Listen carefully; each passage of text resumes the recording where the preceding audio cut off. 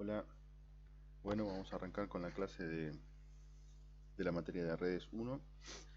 Esta vez vamos a hablar de Ethernet. ¿Qué es Ethernet? Esta es la pregunta que vamos a tratar de responder a medida que vayamos avanzando con las distintas hojas de la presentación. Acá le puse tres imágenes de tres elementos muy relacionados, yo diría de los más relacionados con esto que tenemos acá, Ethernet.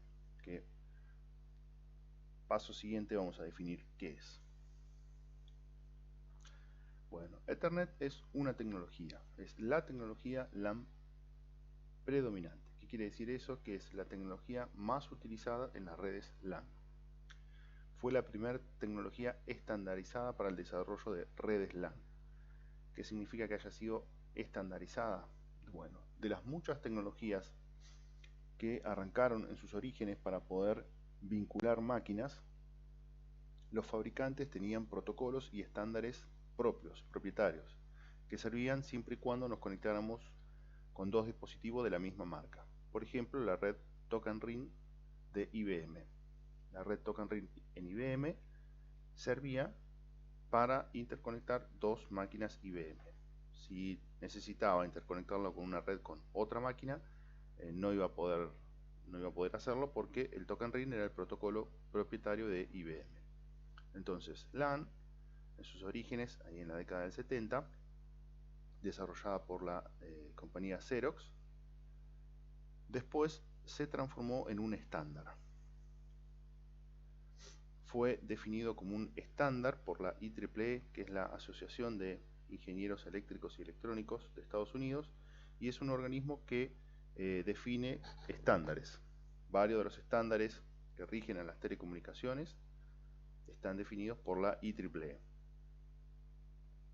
¿Qué se define en ese estándar? Bueno, los mecanismos, protocolos, conectores, niveles eléctricos, cables, todo lo relacionado con la trama Ethernet, que más adelante vamos a definir qué es. El estándar que definió la IEEE es el estándar 802.3. Si alguna vez agarran alguna caja de algún dispositivo Ethernet, en la parte de atrás le va a decir cuáles son los estándares soportados y va a figurar este, 802.3. Más, después del 3, algunas letras, ¿sí? Que son los distintos upgrades, las distintas reformas y mejoras que tuvo durante su historia. De hecho, después vamos a ver cuál es el último, el estándar más actualizado. Pero 802.3 es el estándar que define Ethernet. Ethernet utiliza una metodología, un método llamado CSMA-CD. Significa acceso múltiple con escucha de portadora y detección de colisiones. Eso es importante y lo vamos a ver en esta misma presentación porque define la forma de cómo trabaja Ethernet, cómo envía esas tramas a través de un medio físico y cómo se asegura de que lleguen y que no colisionen entre sí. Bueno, esta metodología define a la tecnología Ethernet, define el funcionamiento de la tecnología Ethernet. Entonces, lo que nos tiene que quedar claro que Ethernet es una tecnología para redes LAN. En realidad es la tecnología más utilizada en redes de tipo LAN. Sus orígenes, digamos, cuando se la define, fue en el año 1972. Alcanzaba una velocidad de 2.85 megabits por segundo y funcionaba sobre cables coaxiles. El cable coaxil es el cable que pueden llegar a tener en sus casas para la televisión por cable, ya sea el cable que tenemos acá en San Martín de los Andes, que viaja por los postes y baja a nuestras casas con un cable, puede ser blanco o negro, o si tienen DirecTV, el cable que baja desde la antena hacia el decodificador es un cable de tipo coaxial. Si lo llegan a desarmar o sacan la ficha, van a ver que adentro tiene un solo pelo de cobre y alrededor una malla. Bueno, ese cable es para transmisión de datos y por eso tiene ese formato particular. A diferencia de un cable UTP que tiene adentro 8 cables, tiene 4 pares de cables, en total 8, todos trenzados. Ese sería el cable UTP, pero ese es el que se utiliza ahora, en la actualidad. En sus orígenes, una red Ethernet funcionaba a través de cables coaxiales. Velocidad máxima 2.85 megabits por segundo en sus orígenes, en los años 72. En la actualidad, la norma 802.3 AN, estos son lo que le decía yo, 802.3 define Ethernet. Y las letras que le siguen hacen referencia a la modificación. Es como diríamos la versión 2, la versión 2.1, la versión 3, la versión 3.1, 3.5, bueno, la manera de ir incrementando la versión, ir agregándole cosas. La IEEE lo hace agregándole unas letras después del 3. Así que 802.3, hasta ahí, hasta acá, definimos la norma Ethernet. Con las letras que le siguen hacen referencia a la actualización, que define algo en particular. Por ejemplo, la AN prevé una velocidad de hasta 10 gigabits por segundo, pero por cable UTP. Ya el cable coaxial prácticamente no se usa para Ethernet. Fue reemplazado por el cable UTP. Y con el cable UTP se logran velocidades de hasta 10 gigabits por segundo. Bien, seguimos tratando de responder entonces la pregunta de qué es Ethernet. Dijimos que era la tecnología LAN más difundida y podemos encontrarlas en una variedad muy grande de dispositivos, incluso algunos que no pensábamos o no nos damos cuenta que manejan la tecnología Ethernet. Acá yo puse algunas capturas de algunos elementos, existen muchos más. Por ejemplo, este que tenemos acá, esta es la placa, una placa de red de tipo Ethernet.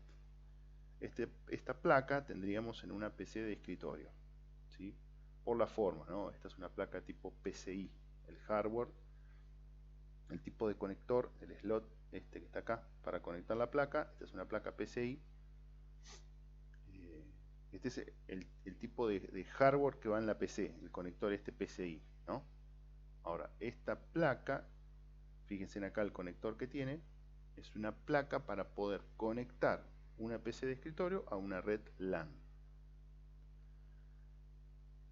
Puede ser que la PC de escritorio tenga una placa de red integrada en el mother, entonces simplemente atrás tendré esta ficha y unos cables que salen de esta ficha hasta la placa, hasta el motherboard. Si el mother no viene con una placa integrada, bueno, se le puede agregar una placa y va a tener esta forma. Este que está acá abajo es un switch. Este seguramente, si vamos a la escuela, vamos a tener uno de estos. No necesariamente igual, ¿no? Existen muchos modelos y marcas de switches. Y se utilizan para poder interconectar más de 2 dispositivos. Recuerden siempre lo mismo, para conectar 2 máquinas alcanza con un cable. Ahora, si tengo que conectar 3, ya nos tenemos que valer de otro dispositivo. Por ejemplo, el switch, que es el más utilizado para armar redes LAN. Entonces, un switch para armar una red LAN usando la tecnología Ethernet va a tener puertos, obviamente, Ethernet, que son estos que están acá, que se llaman RJ45. ¿Qué otros dispositivos pueden hablar esta tecnología? Pueden comunicarse a través de Ethernet. Bueno, por ejemplo, una fotocopiadora. Esta es una fotocopiadora moderna que se conecta a una red, interactúa con máquinas, puede estar asociada a un servidor de archivos. Bueno, esto internamente es casi una computadora, ¿no? Tendremos un display donde elegimos las opciones de cómo se va a imprimir, los archivos almacenados, interactúa con otra PC para guardar archivos, para, bueno, hacer modificaciones. Es muchísimas las cosas que se pueden hacer hoy en día con una fotocopiadora de estas de tipo industrial. Acá tenemos una Play, la Play 4. La Play 4 se conecta a internet. Seguramente la opción más utilizada sea a través del Wi-Fi, pero también tiene un conector Ethernet para conectarla con un cable. Atrás voy a tener una ficha RJ45 en la cual se le puede poner un cable, enchufar un cable y conectarla a una red. Un Smart TV, sí, los Smart TV también van a tener la posibilidad de conectar por Wi-Fi o utilizando un cable, lo enchufamos a un modem, a un switch y nuestro televisor lo podemos conectar a internet. Esta es una cámara de seguridad, una cámara de tipo IP, para poder recolectar la información que graba esta cámara o verla en vivo desde otro lado. Bueno, se la puede conectar con un cable Ethernet y a través de un software podemos ver las imágenes que está levantando esta cámara en cualquier lado. Y este que está acá es un módulo para poner en la placa Arduino. La placa Arduino ustedes la usaron, me han comentado que la usaron el año pasado, han hecho algunas prácticas. Es esa placa que nosotros podíamos programar un script con un lenguaje de programación muy parecido al Java. Después le bajábamos ese programa a la placa. La placa tenía un procesador y después tenía un montón de puertos de lectura y escritura. Bueno, a esa placa se le puede agregar este módulo que se le enchufa arriba, un módulo Ethernet, y podemos hacer esa placa, esa funcionalidad Arduino, visible desde otro lado, porque una vez que la conectamos a la red, bueno, ya está disponible para que podamos consultar esa información desde cualquier lugar. Así que la tecnología Ethernet es utilizada por un montón de rubros. Fíjense que acá tenemos todos rubros distintos: una televisión, una Play, una fotocopiadora, una cámara y la placa Arduino. Bueno, que esto la podemos utilizar para hacer automatizaciones. Así que fíjense y estos son algunos de los dispositivos que hablan Ethernet. Recién, unas hojas más atrás, le decía que la tecnología Ethernet, cuando arrancó en sus orígenes en el año 72, tenía una velocidad máxima de 2.85 megabits por segundo.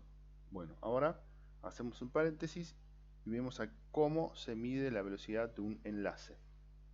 Este es un ejercicio, una práctica que está buena, la pueden hacer en su casa, si ya no la hicieron, para medir la velocidad de acceso a internet que tienen en sus casas.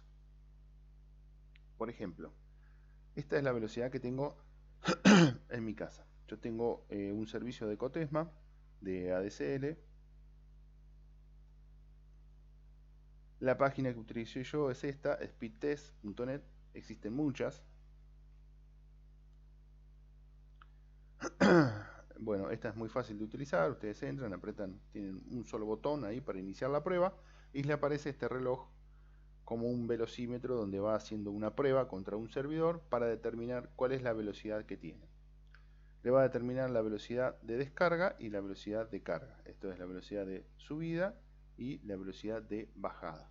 Recuerden que un servicio de tipo ADSL, estos valores son distintos. ¿Qué quiere decir distintos? Yo puedo bajar, la velocidad de bajada va a ser más alta que la velocidad de subida. Porque un servicio ADSL, esto viene de sus orígenes de Internet, supone que yo voy a subir menos información de la que voy a bajar de Internet. ¿Qué significa? Si yo estoy navegando en Internet, escribo www.infobae.com.ar. Eso es una petición mía que yo hago hacia un servidor. Lo que quiero hacer es consultar la página de un diario. Esa petición mía tiene apenas algunos K de K bits de tamaño, digamos, es un texto nada más. Ahora, cuando me bajo, eso estoy haciendo en el sentido de subir. Mi petición sería en el sentido de subir. Ahora, ¿qué es lo que me vuelve desde el servidor? Bueno, la página del diario es así, va a tener mucho más texto, imágenes, videos. Entonces el tráfico se presupone que va a ser asimétrico.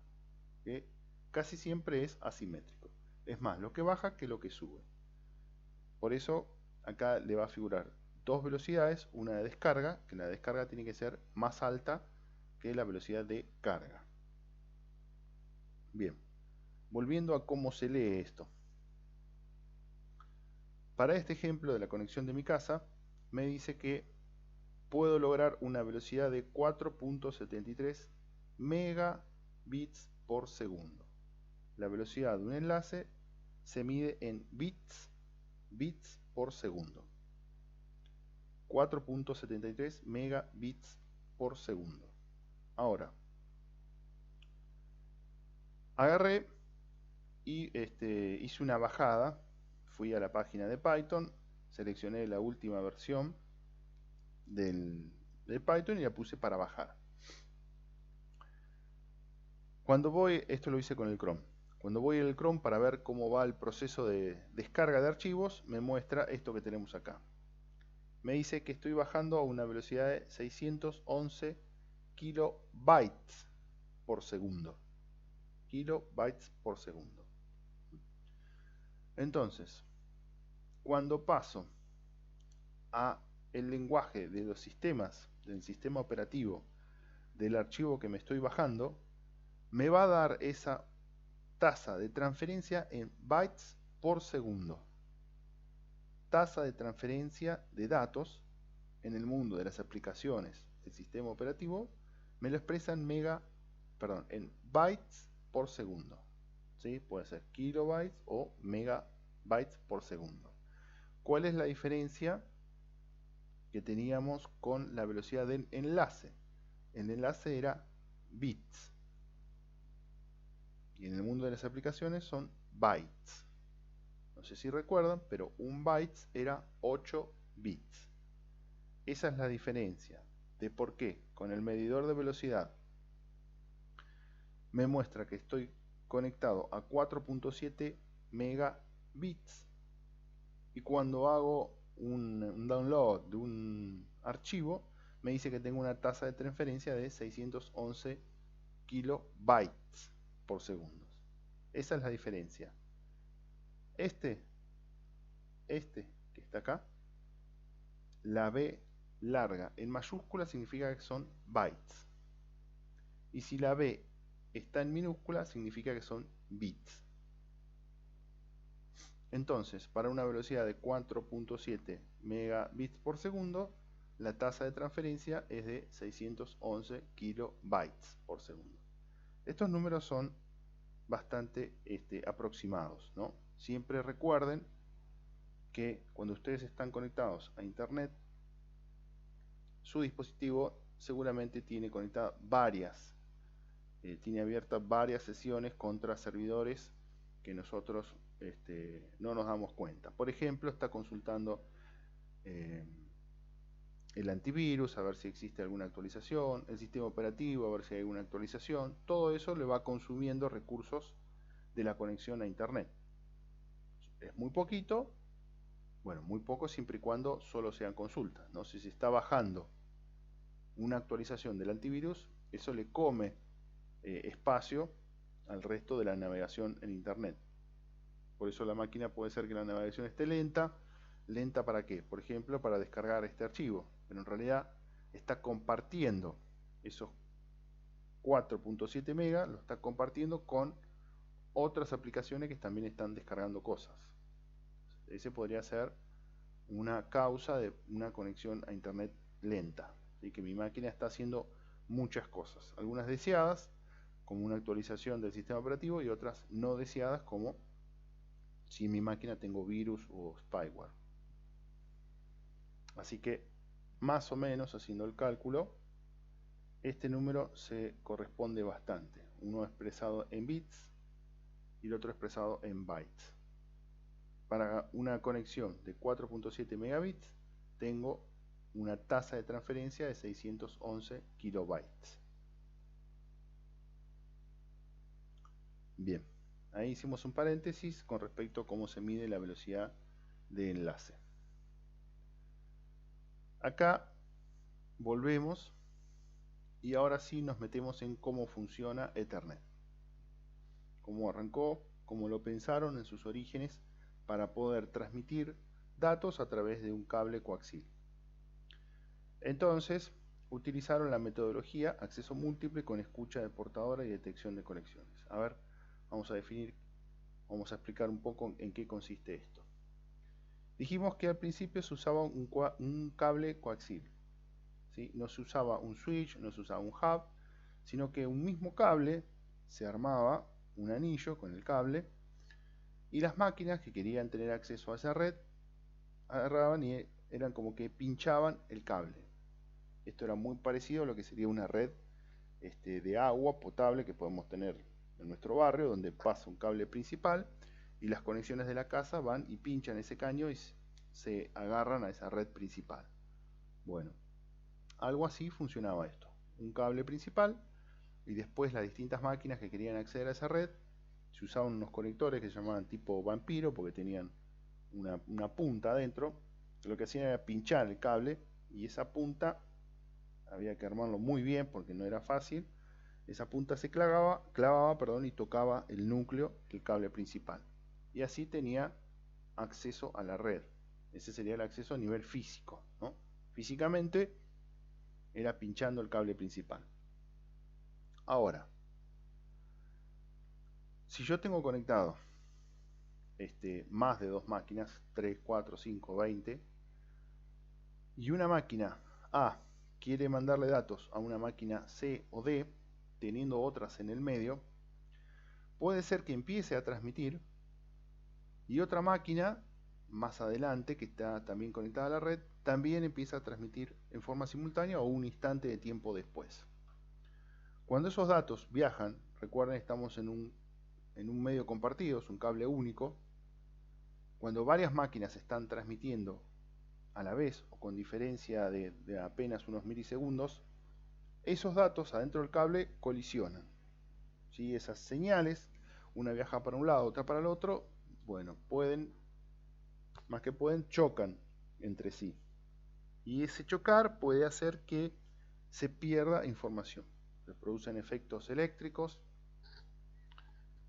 una resonancia, se monta una arriba de la señal de la otra. Bueno, en definitiva, esa trama que envíe no sirve porque ya está corrupta producto de que chocó contra otra. Entonces, ¿qué propone la tecnología de acceso múltiple con escucha de portadora? Lo que va a proponer es, en función a un monitoreo y una cuestión estadística, dice que define cuál va a ser el tiempo máximo que se puede quedar escuchando, por eso viene acá de acceso múltiple con escucha de portadora. La máquina, antes de transmitir, se queda escuchando a ver si hay ruido en el medio, a ver si se produjo una colisión o a ver si alguna otra máquina está transmitiendo. ¿Cuál es el tiempo que va a esperar? A ver si pasa por la puerta, digamos, algún paquete para darnos cuenta que otra máquina está usando el medio. Bueno, un tiempo igual a 2t, donde t es una función estadística que se saca y es el tiempo medio de lo que puede durar una trama. Ahora, más adelante vamos a definir bien lo que es la trama. Recuerden que yo les había comentado que la transmisión de datos se hace fragmentada. En una red de datos no puedo enviar, por ejemplo, si estoy haciendo una transferencia de archivos, una foto entera. Lo que voy a hacer es fraccionarla. ¿Por qué la voy a fraccionar? Bueno, por la naturaleza de la red, por todos los dispositivos que tienen que pasar, la probabilidad de que falle es muy alta. Entonces, no podría estar retransmitiendo todo el tiempo en este caso, en el ejemplo de las imágenes enteras. Entonces, la mando fraccionada y con eso me aseguro hacer más efectiva la red. Porque si se produce algún inconveniente, con lo mucho perderé uno o dos paquetes. Entonces, no tengo que retransmitir la imagen entera, sino solo pido retransmisión de esos dos paquetes que no llegaron. Por eso siempre la información viaja fragmentada. Estamos en el mundo de Ethernet, esos fragmentos se llaman tramas. ¿Cuánto tiempo tarda en salir una trama desde mi máquina? Son milisegundos, microsegundos, pero es un tiempo al fin. Entonces, ese tiempo de lo que tardo yo en mandar 500 kilobits por el cable, o sea, unos y ceros, uno tras del otro, ese tiempo va a estar relacionado con el tamaño de esa trama. ¿Sí? Ahora vamos a ver que los tamaños de las tramas pueden variar. Tengo un mínimo y un máximo. Entonces, el protocolo de Ethernet va tomando un registro estadístico en función a la cantidad de máquinas que están conectadas. O sea, se fija cuántas colisiones tenemos, cuántos datos están enviando, y bueno, y puede sacar una relación estadística y dice, bueno, si en tanto tiempo no escuché nada, quiere decir que nadie está transmitiendo, ahí transmito. Y después se va a quedar, ese fue la trama número 1. Antes de enviar la trama número 2, se va a quedar también esperando un tiempo a ver si escucha que se produjo una colisión. Si se produce una colisión, entonces retransmite, porque entiende que el primer paquete, la primera trama, perdón, colisionó contra otra y no va a llegar. Entonces, se queda escuchando, ¿sí? Esto es múltiple acceso con escucha de portadoras. Entonces, se va a quedar escuchando antes de empezar a transmitir, y después, una vez que transmitió, también se queda esperando a ver si se produjo una colisión para saber si tiene que retransmitir. Con algo tan, así está explicado, ¿no? Con pocas palabras, pero llevarlo a la práctica es un poco más difícil. Pero con algo tan sencillo como eso, de particionar la información, escuchar antes de enviarla, esperar a ver si se produjo una colisión antes de retransmitir, solo con esos 3 elementos, esta tecnología se volvió una de las más utilizadas por la eficiencia que tiene. Con esto logró mucha eficiencia. Y después, con las distintas mejoras que se le fue haciendo, bueno, logró aún más eficiencia, y por lo cual se la utilizó, mejor dicho, se la estandarizó para que cualquier fabricante pueda utilizarla y construir dispositivos Ethernet.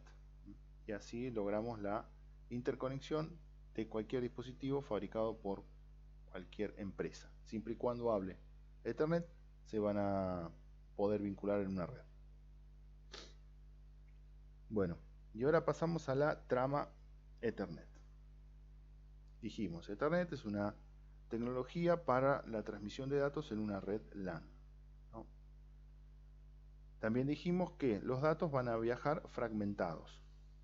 Cada uno, pensemos como un tren, donde tenemos en cada uno de los vagones va a viajar un pedacito de esa información que estoy enviando a través de la red. Cada uno de esos vagones lleva el nombre de trama. Por estar en la capa número 2 del modelo OSI, por estar en la tecnología Ethernet, a ese vagón le llamamos trama. Si pasamos un nivel más arriba en el modelo OSI, si estamos parados en el nivel número 3, por ejemplo, utilizando el protocolo IP, bueno, cada uno de esos fragmentos le llamaremos paquetes. Ahora, como estamos un nivel más abajo, estamos en la capa 2, a esos fragmentos le llamamos trama. Así que la trama será, en el ejemplo del tren que lleva los datos, cada uno de los vagones. Cada uno de los vagones, cada una de las tramas, va a tener todos estos elementos que tenemos acá. Va a tener las direcciones físicas. Esto también lo mencionamos en alguna otra presentación. Yo, como voy a mandar la información fragmentada, cada uno de los pedacitos tiene que tener la dirección hacia donde se dirige, la dirección destino, y va a tener que tener, por las dudas que haya que retransmitirlo, la dirección origen, como si fuera una carta donde tengo la dirección a dónde va a ir y tengo la dirección a dónde tiene que volver el remitente si se produjo algún error. En la tecnología Ethernet se utiliza las direcciones MAC para poder identificar una trama. Así que tendremos una dirección MAC origen, a donde voy a enviar los datos, y una dirección MAC, perdón, la dirección MAC origen, que es quién envía los datos, y la destino, a donde van a ir dirigidos. ¿Qué otros elementos más tenemos en la trama? Ahí tenemos identificado cuál es el tamaño máximo que puede tener este vagón. Este vagón tendrá como máximo 1542 bytes. ¿Ven? La B larga en mayúscula, son bytes. 1542. Y el tamaño mínimo 84. Ahora, ¿cómo sabemos de esos 84 o de esos 1542 bytes cuántos representan verdaderamente la carga que está llevando este vagón? ¿Por qué? Porque la dirección MAC, destino y origen ocupan, de hecho cada una pesa 6 bytes. Y además tenemos otros elementos más. Por ejemplo, tenemos esto que está acá adelante, también es parte de la cabecera de ese vagón, un preámbulo y un delimitador inicial de trama. Recuerden que esto es todo un tren de unos y ceros que viajan por un medio. ¿Cómo sabemos cuándo empieza ese tren? Entonces existe esto que es un preámbulo de 7 bytes más un delimitador de trama. Este preámbulo son 7 bytes todos en uno. Entonces imaginen que tenemos un switch conectado a nuestra red. El switch empieza a escuchar, escucha que viene, está escuchando todo el tiempo, ¿no? Escucha que viene un tren de 7 bytes todos seguidos de 1, entonces puede identificar que ahí está empezando una trama. Después tenemos esto también, es parte de esa forma de identificar el delimitador de trama. Después tenemos las direcciones, después tenemos otras etiquetas que en este momento no las vamos a explicar en este nivel de donde estamos, pero todas van ocupando espacio. Entonces, fíjense, el payload es la carga efectiva. Esta es la cantidad de datos que puedo llevar. Tenemos desde 42 bytes hasta 1500 bytes. Entonces, ¿por qué acá dice 1542 bytes el tamaño total? Porque van a ser 1500 bytes de datos efectivos, la carga que está llevando este vagón, más 42 bits que va a representar la suma de estos. Este más este más esto más esto. Son esos 42 bits adicionales que va a tener el tamaño total de la trama.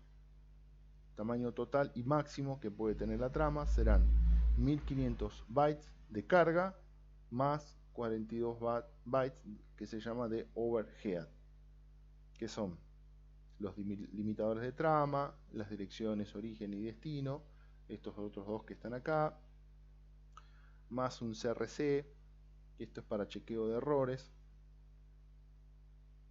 CRC es la comprobación de errores, y esto que tenemos acá es un espacio que se deja entre trama para ese switch que está escuchando o ese otro hardware que tenemos en la punta sepa que la trama terminó. Este CRC es un chequeo rápido que se hace, se saca una cuenta, la cantidad de bytes que estoy enviando, y acá se manda un código verificador. Si ese código verificador se hace una cuenta en el origen, y si no corresponde a los datos que estoy enviando, se da cuenta que esa trama viene corrupta y la descarga. No sabe cuál fue el error, pero tiene un mínimo chequeo y se puede dar cuenta que esa trama viene corrupta. Este CRC no agarra el total de los errores. Digamos, si yo estoy transmitiendo 1500 bytes y por algún ruido eléctrico en el proceso de transmisión cambiaron,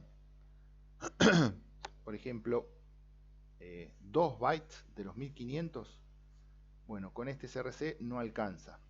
Existen otros mecanismos que están en otros protocolos más arriba. Recuerden la capa Acá estamos parados en la capa número 2 del modelo OSI. En las capas más arriba, el protocolo IP, TCP, los que van más arriba se pueden dar cuenta de un error más fino, pero a este nivel es para agarrar los errores más básicos, digamos. Este es un chequeo de error que se hace a nivel trama. Si el error es muy grande, con el CRC lo podemos agarrar. Si el error es muy finito, no, y serán los protocolos de más arriba los encargados de darse cuenta que algo salió mal. Entonces, tamaño máximo que puede tener una trama, 1542 bytes. 1500 de datos efectivos que estoy transmitiendo, más el resto que es el encabezado. Todas las etiquetas, inicio, finalización, control de errores y direcciones origen y destino.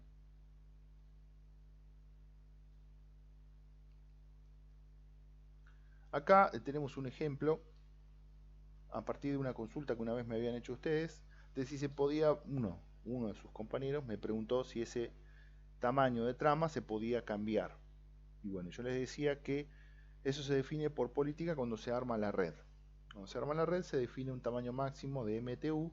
MTU se le llama a ese tamaño de fragmentación. ¿Cuál va a ser el tamaño máximo de datos que voy a mandar? ¿Por qué puede cambiar? ¿Por qué quiero o necesito poner un tamaño más chico al de 1500? Bueno, eso va a depender de la red, de cómo está armado la red, de cuántos saltos tengo que pasar por mi red para llegar al destino. Si tengo fuentes de ruido, bueno, ese MTU lo puedo cambiar. A veces conviene poner uno un poco más chico y con eso me aseguro llegar a destino y no tratar de usar el máximo y después tener mucha retransmisión, que eso también vuelve lenta a la red.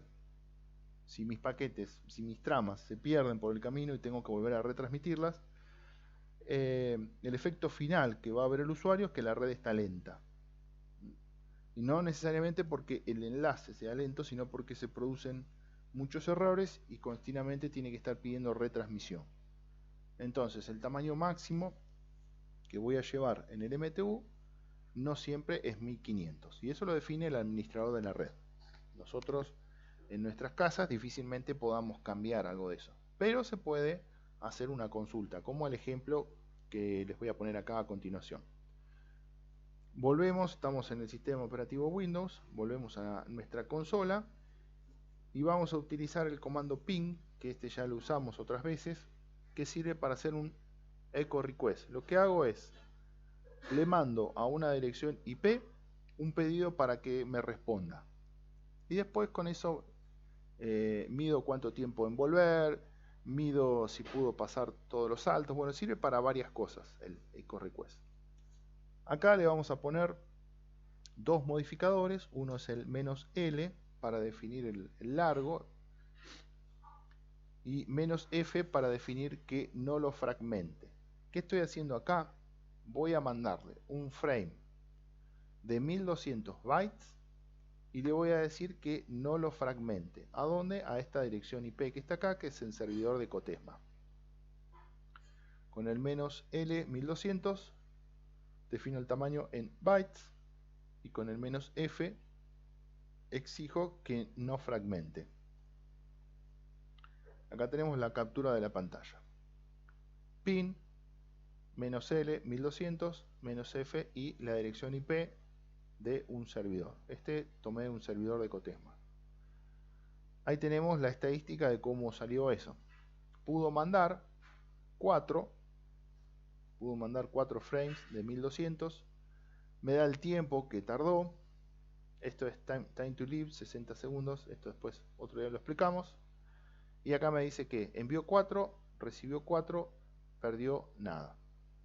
Y me da los tiempos mínimo, máximo y la media de cuánto tardaron esos paquetes en llegar. Ahora, ¿qué pasa si le ponemos un tamaño más grande? Agarré y hice la misma prueba, pero en vez de 1200 puse 1300. Y ahí con 1300 ya no pasa por la red de Cotesma, ¿sí? Dice que es necesario fragmentar el paquete. Todos estos mensajes son códigos que viajan en los protocolos, ¿no? En el protocolo de Ethernet, de alguna manera me hace saber que es necesario fragmentar, que así no pasa. 1300 bytes no puedo pasarlos en un solo frame. Necesito fragmentarlos. Acá tenemos una captura de pantalla del Wireshark. Recuerdan, era un software que usamos varias veces, que es un capturador de tráfico. Mientras hacía estas pruebas, dejé corriendo y este fue parte del diálogo que fue y vino entre mi máquina y el servidor. Fíjense en acá, tenemos en la línea número 19, 192.168.1.9 es la dirección IP de mi máquina, y le envió un ping, un echo request a 201.220.160.28, que es el servidor de Cotesma. ¿Qué me devolvió el servidor de Cotesma? Esto que está acá. Yo le mandé un echo request y me devolvió un echo replay. Y acá abajo, fíjense, estoy parado sobre la línea 19, acá abajo veo el detalle. Le mandó un frame con un tamaño de 1242 bytes. 1242 bytes.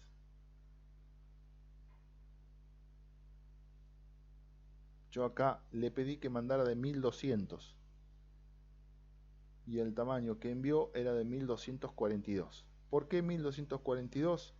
Porque esos 42 de más representan todo la sumatoria del encabezado, más la dirección origen, más la dirección destino, más el CRC, más el limitador de trama. Todo ese overhead, todo eso que va extra y que cada vagón necesita sí o sí para poder viajar dentro de la red.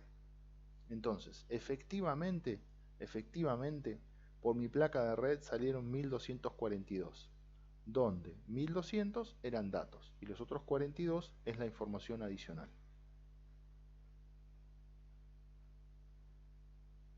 Ahí tenemos remarcado el envío de la 192 a la red 201 y lo que vuelve. Echo request, echo replay. Total de bytes enviados 1242. Bueno, ahora acá hablamos un poquito de las direcciones MAC. Dirección MAC, también llamada dirección física. Se llama dirección física porque se graba en el dispositivo. El fabricante deja grabada la dirección MAC en el dispositivo. Cuando decimos dispositivo nos referimos a la placa de red o por ejemplo, si tengo un adaptador Wi-Fi, esas placas que se compran, que viene como si fuera un pendrive con una antenita y es una plaquita Ethernet, una plaquita Wi-Fi que me sirve para conectarme a una red Ethernet. Bueno, entonces ahí adentro ya el fabricante deja grabado en una EEPROM la dirección MAC. Y esas direcciones MAC son irrepetibles, ¿sí? No hay dos dispositivos con la misma. Tampoco se pueden cambiar. Están definidas por el fabricante y quedan ahí mientras viva ese dispositivo. Se muere el dispositivo, esa dirección no se vuelve a reutilizar, son únicas. La forma de armar el número es lo suficientemente grande como para poder seguir generando direcciones MAC que todavía no se repiten. Consta de 6 bloques de 2 caracteres y van representados en hexadecimal. En total tiene un tamaño de 48 bits. Los primeros 24 bits determinan al fabricante y los otros 24, están determinados por la IEEE, que es esta entidad que arma los estándares, y toda la lógica de la numeración MAC, bueno, están definidas por la IEEE. Acá tenemos un ejemplo de una dirección MAC, para nada intuitivo, es difícil de recordar, pero bueno, esto son las direcciones que manejan los dispositivos. Nosotros difícilmente tengamos que hacer cosas con la dirección MAC. Es algo interno, por eso le llaman direccionamiento físico. Distintos son las direcciones IP, que es así, las podemos poner nosotros a mano, es así, dependiendo de la máquina a dónde la enchufo. Hoy tiene una dirección IP, mañana puede tener otra. Si la máquina la conecto en mi casa, tiene una dirección IP. Si la conecto en la escuela, tiene otra. Si voy a la plaza y uso el Wi-Fi gratis, tendrá otra dirección IP. Por eso esa decimos que es lógica. Y esta decimos que es física. De todos esos ejemplos que le mencioné, la dirección MAC no va a cambiar. Si estoy en mi casa, en la escuela o en la plaza, la dirección MAC de la máquina no cambia. La que puede cambiar es la dirección IP. Por eso una decimos que es física y la otra que es lógica. Acá volvemos a la consola de Windows y tirando el comando ipconfig/all en mi máquina les muestro dos direcciones MAC. ¿Por qué tengo más de una dirección MAC en mi máquina? Bueno, porque tengo un adaptador Wi-Fi y tengo la placa de red, ¿no? La placa de red, el conector RJ45 para enchufarla por cable. Ese tiene una dirección MAC, a ver si lo tengo remarcado. La dirección MAC de la placa de red, la física donde enchufo el cable, es esta, que dice B888E3. Esta es única y no la voy a cambiar, no cambia. Y si en vez de estar conectado por cable, estoy conectado en forma inalámbrica por Wi-Fi, la dirección MAC será otra, y es esta que está acá, C485. Estas direcciones no cambian, están grabadas en el chipset que me maneja el Wi-Fi, esta, y esta grabada en el chipset que me maneja la conexión por cable.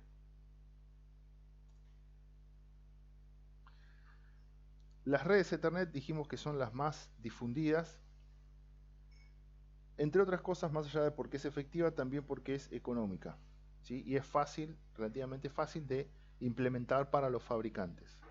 Otras redes son más complejas, protocolos más complejos. Con ese sencillo, esa metodología sencilla de detección de colectora y escucha de portadora, se logra conectar dos máquinas, como este ejemplo que les había hecho una vez, que yo había armado con dos notebooks, una trabajaba como servidor, otra como cliente, y las vinculaba a través de un cable. Acá tenemos una red LAN en su mínima expresión, dos máquinas interconectadas por un cable. Y acá tenemos una foto de un data center. Fíjense, yo esta foto la puse a propósito. Estos cables que están acá amarillo son exactamente los mismos cables que tenemos acá, que usé en mi casa. Nada más que acá tenemos una granja de servidores con miles de servidores y una red LAN muchísimo más grande, pero la tecnología es la misma. Los unos y ceros, los bits, los niveles eléctricos que viajan acá en mi casa son los mismos que van a hablar en esta foto, en estos dispositivos que tenemos un data center de Google. La tecnología Ethernet es la misma, no importa donde yo la vaya a utilizar. Y se utiliza en algo casero, hogareño, como en un data center con cientos de miles de computadoras interconectadas. Muy bien. Bueno, hasta acá llega la presentación de hoy. Después les mando también algunas preguntas para ver si se entendió. Hasta luego.